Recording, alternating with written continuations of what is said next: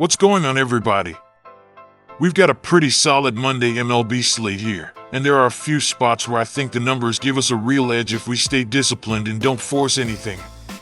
Today we've got a mix of heavy favorites, live dogs, bullpen questions, and a couple of totals that are a little tougher than they look at first glance.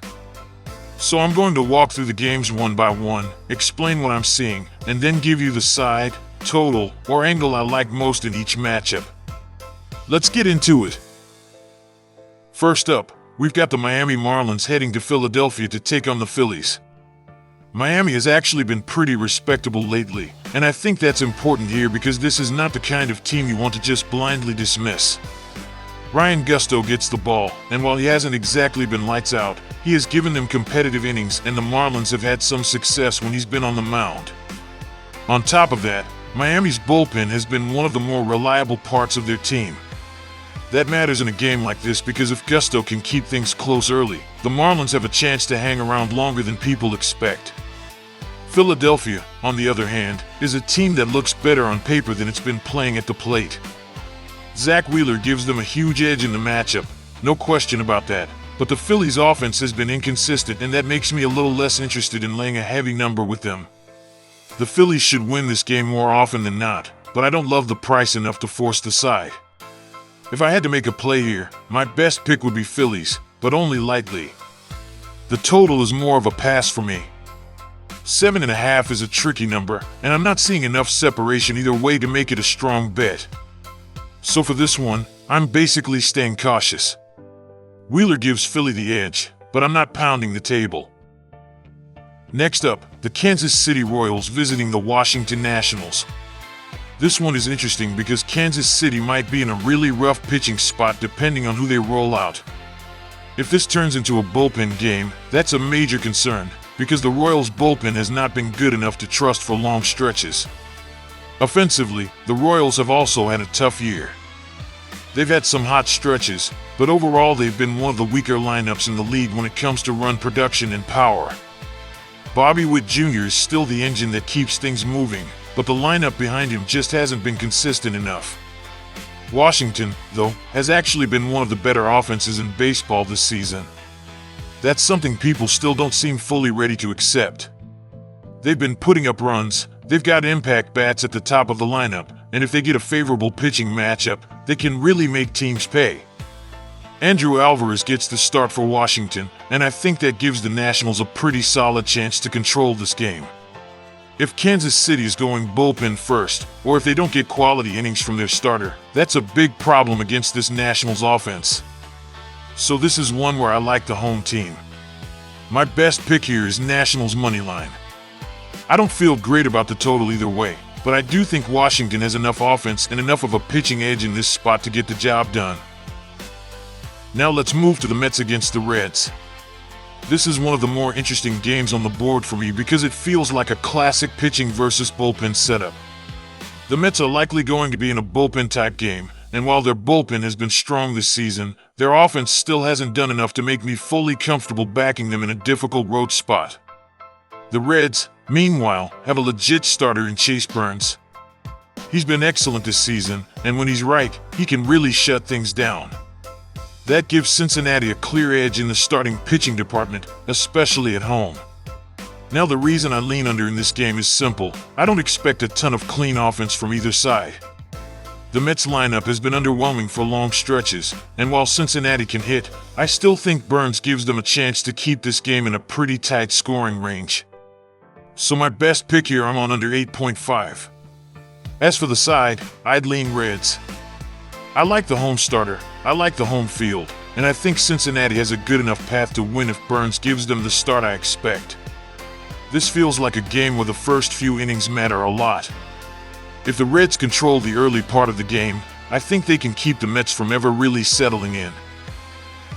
Next up is Padres versus Cardinals. This is another spot where I'm looking at the home team. The Padres have a strong bullpen, but the offense has just been too inconsistent for me to trust them on the road against a St. Louis team that's been swinging the bats better lately. Dustin May gets the start for the Cardinals, and I actually like what I've seen from him recently. He's had some strong outings, and if he gives St. Louis a solid 5 or 6 innings, that bullpen can just focus on finishing the job. On the other side, the Padres are throwing out a starter with some control concerns, and that's enough for me to lean away from them in this matchup. If you combine that with the Cardinals' better offensive form, I think St. Louis has the better setup here. My best pick is Cardinals moneyline. I don't need to get cute with this one. I just think the Cardinals are the sharper side at home, and I trust their overall game state a little more than I trust San Diego's offense right now. Now we get the Rockies against the Cubs. This game feels like one where you really have to ask yourself if the Cubs are actually ready to bounce back. They've had some offensive issues, but at home, against a Rockies team with a brutal bullpen and a lot of travel wear, I think they have a real chance to get right. Michael Lorenzen has had some shaky moments, but he also flashed a decent start against the Cubs recently, so this is not quite as simple as Colorado bad, Cubs good. That said, I still trust the Cubs at home more than I trust the Rockies on the road. Colorado's bullpen is the biggest problem in this matchup. If Lorenzen gives them even a somewhat competitive start, the late innings are where Chicago can take over. So my best pick here is Cubs moneyline. I'm not overly excited about the total, but if I had to lean one direction, I'd probably look slightly toward the over just because both teams have shown they can get some offense going in spots. Still, the side is the stronger angle for me. Now let's talk about Minnesota against Texas. This is another game where I like the home team a little more. The Twins have been getting by with some late-game clutch hitting, but they're walking into a matchup where Texas has the better bullpen and the better home setup. The problem for Minnesota is that if this becomes a bullpen-heavy game, that starts to tilt things toward Texas pretty quickly. The Rangers' bullpen has been one of their biggest strengths, and at home, that matters even more. Offensively, Texas hasn't been great, but they don't need to be elite here. They just need enough production to support a solid bullpen game, and that's a spot I'm comfortable backing. So my best pick is Rangers moneyline. This is one of those games where the full team profile matters more than just raw offense, and I think Texas has the cleaner structure. Next up, Detroit versus Houston. This is one of the more interesting dog spots on the board for me.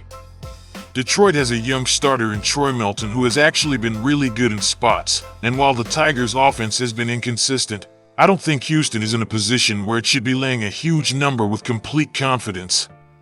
Houston still has the better lineup overall, no question, but their bullpen has been too shaky for me to trust them as a strong favorite. That matters a lot in games like this where the starter may not go deep. I actually like the Tigers here as a live underdog. So my best pick is Tigers moneyline. I think there's enough pitching quality in this game to keep it close, and I trust Detroit to hang around long enough to make this one interesting.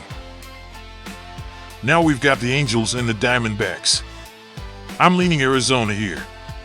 Ryan Nelson has had some good stretches, and the Angels' offense just doesn't consistently scare me enough on the road to make me want to back them. Arizona also has the better overall home profile and should at least be able to take advantage of the Angels' bullpen, which has been a problem all year. The Diamondbacks aren't perfect, but in this kind of matchup, I like the home team more. So the best pick is Diamondbacks moneyline. Not my favorite game on the board, but I do think Arizona has the better path. Now for Pirates versus Athletics. This one is actually a pretty interesting spot because I think the Athletics are live at home. The Pirates have had some strong offensive numbers over the course of the season, but they haven't been as sharp recently, and their bullpen still leaves a lot to be desired. The A's are a team I expect to keep improving, and at home, I think they're a good-bye spot after a rough outing. JT Ginn has been good enough to keep them in games, and I like the bounce-back potential here. So my best pick is Athletics moneyline. I think the market may underrate them a little in spots like this, especially when the opponent's bullpen is shaky. Finally, the Rays against the Dodgers. This is the game where I'm most interested in the dog.